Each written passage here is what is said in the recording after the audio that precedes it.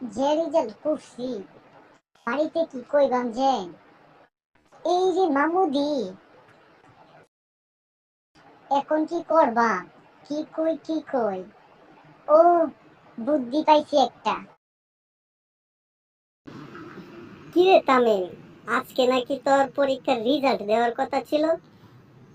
আরে হ মামু, যে রেজাল্ট করছি আমি, আমারে নিয়ে কোনো টেনশনই করা লাগবে না। যাক, রেজাল্টটা মনে হয় অনেক ভালো করছি। আরে নাম্বার কত পাইছস দেখি আগে।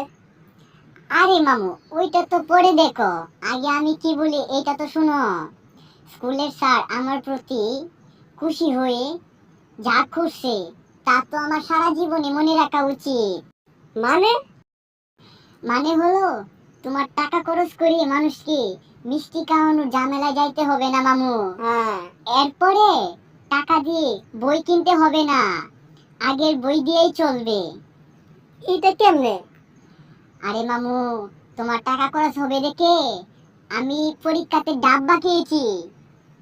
ডাব্বা? হ মামু। দাঁড়া, আজকে তোর খবর আছে।